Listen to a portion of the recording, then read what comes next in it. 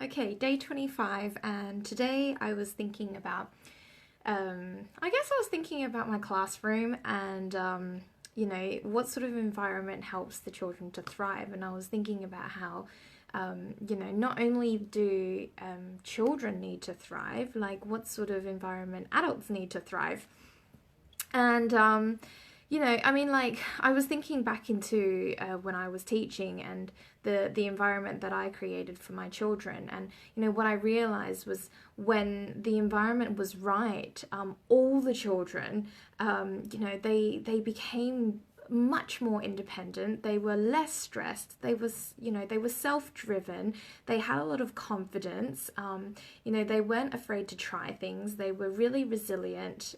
Cooperative was definitely a word that I would use to describe the kids when they're in a thriving environment, and just naturally they perform much better at school. I mean, like with the physical environment, for example, I was thinking back on you know the space that I had, and if I would have set rules for them, and and one of them would be that they need to tidy up, and they need to be cooperating and helping each other to tidy up. So like neat, simple spaces allows them to thrive. Me hanging their artwork. So, if your children have any artwork that you've brought home, maybe you could hang them in their rooms or wherever, or in their study room or wherever they do their homework, because it's just inviting. They enjoy it when they see, their work being celebrated.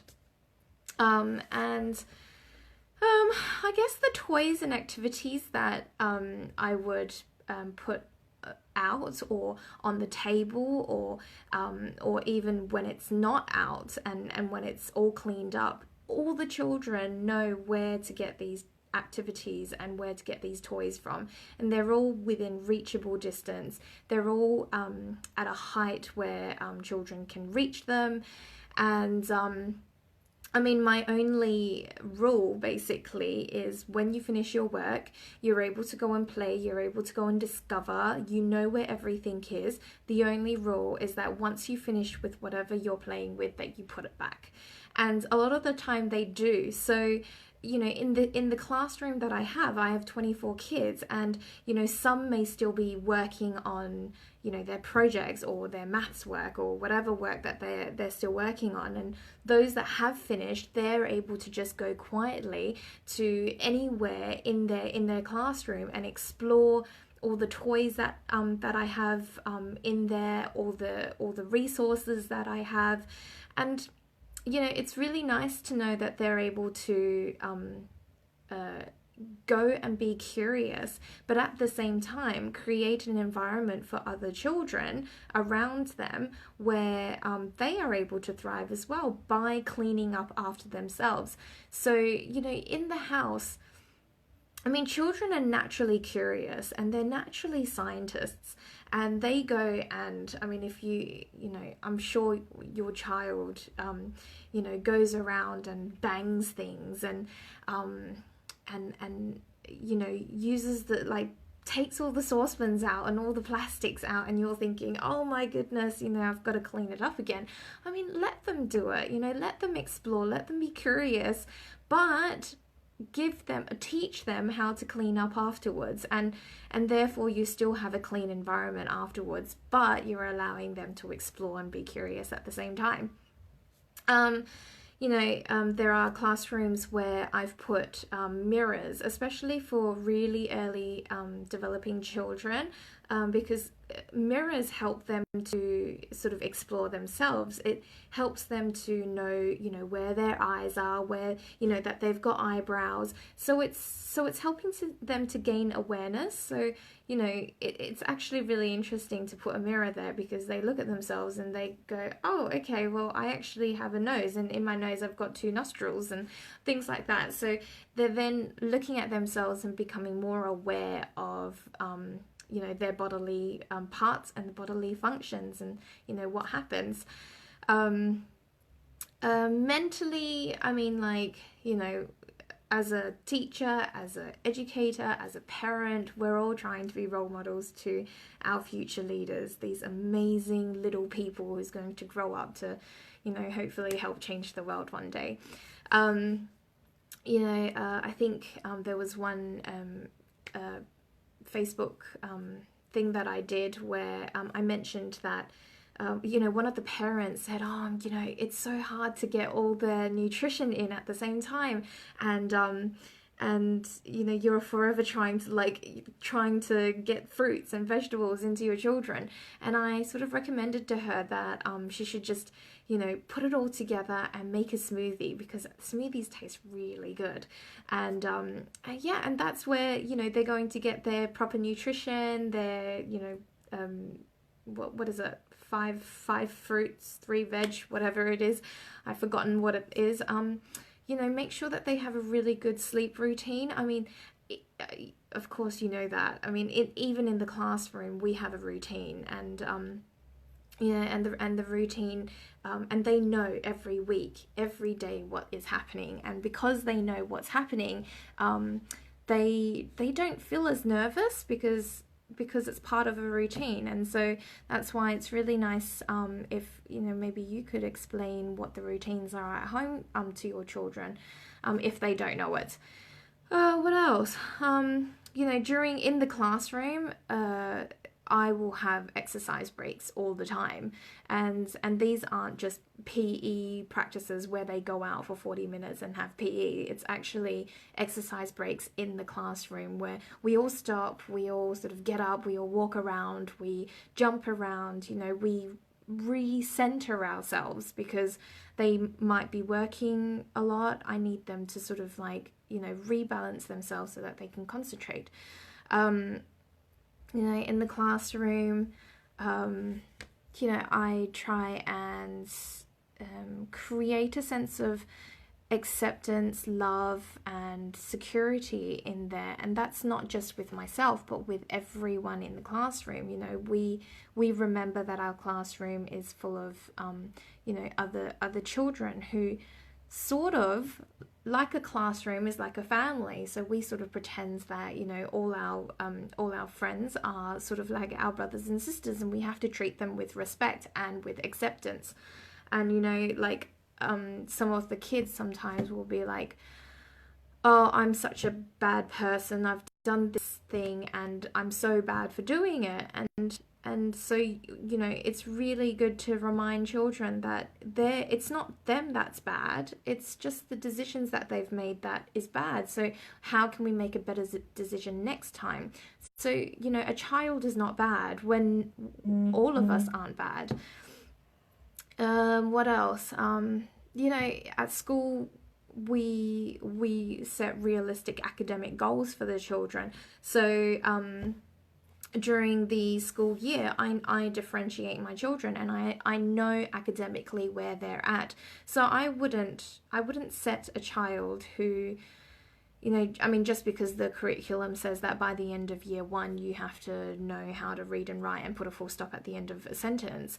If I know that child can't put a full stop at the end of the sentence because they can't even write a sentence, obviously my goal for them is going to be different. So being realistic about my the goals for the children helps them to learn, and even helping them to create those little steps, to create those little achievements, and to help them to recognize those achievements all the time. Play is a huge thing in my classroom.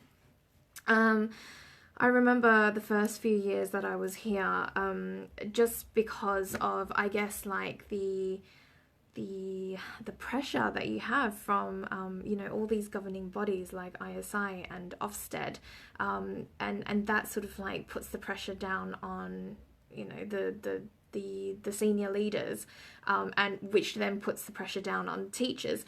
And I remember going, gosh, I don't recognize the way I teach anymore. And although a lot of the senior leaders have told me and have recognized that I've done a great job in allowing the children to thrive in my classroom, I haven't been teaching as authentically in terms of my own style. So the final year last year was my final sort of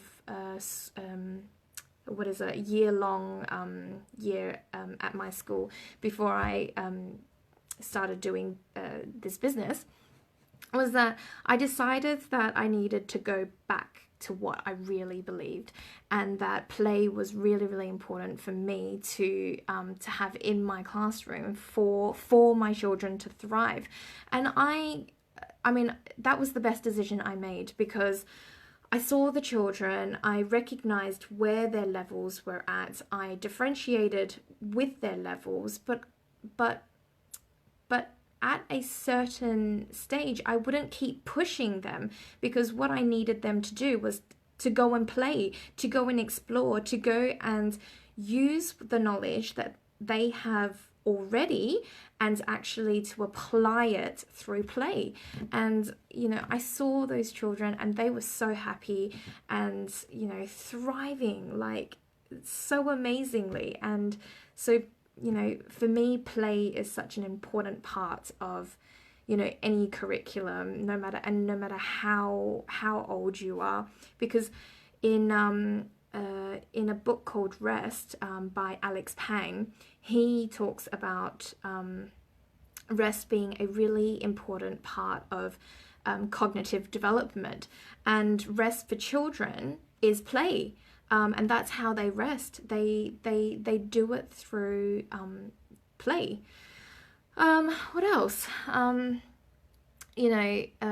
Helping them to create a sense of belonging, and that means that in my classroom, if I do see a child struggling socially, I might pair them up with someone. I might, and I also have roles and responsibilities that I create in my classrooms. So, every week those roles and responsibilities changes. And so they feel a sense of belonging in the classroom because they have these roles and responsibilities. And, often, I guess as adults, we think we know it all, and we think that, children need to learn to respect and listen to adults, but actually we also need to do the same. If we want children to respect and listen to us, we need to be doing that as well, to be listening to them, to have time for them, to really understand and empathize with them. And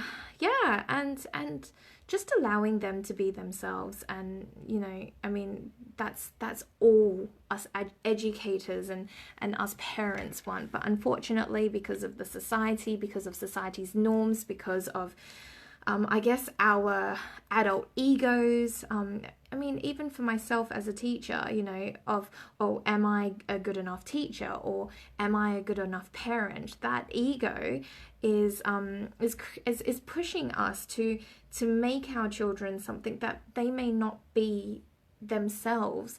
We're going, well, we need to create mastery for these kids, but are they happy doing that? So yeah, it's like all this testing, for example, parents asking, should my children do the SATs test in year 2,